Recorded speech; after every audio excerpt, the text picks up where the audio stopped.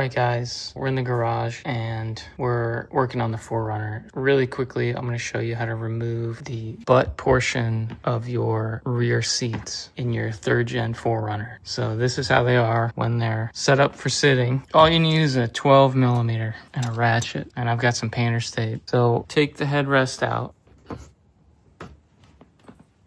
Then you grab your strap here and flip the seat up. Now, all you have to do, couldn't be simpler. These 2 bolts right here, 1, 2, and the seat and this whole hinge up to the bolt will come out. And I have the painter's tape because after I take the seat out, these plastic covers covering the hinges are separate and they will want to fall off.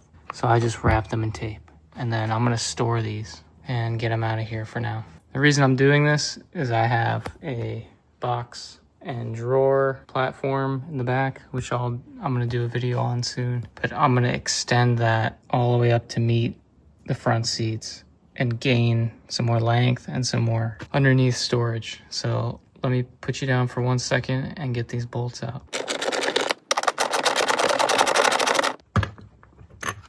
All right, once you get the bolts out, I like to put them back in the holes so I know exactly where they're going to be.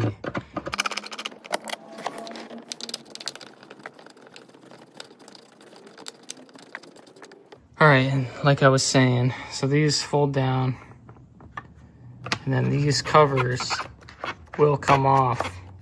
So I'm going to wrap them in painter's tape before I store them.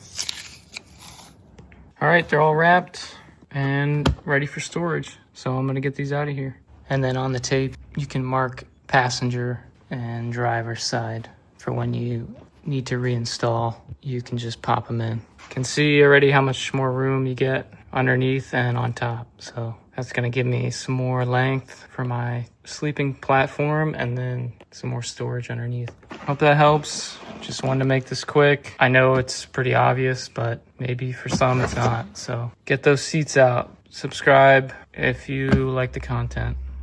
I'll see you in the next video that I do on the box. I'll give you a sneak peek.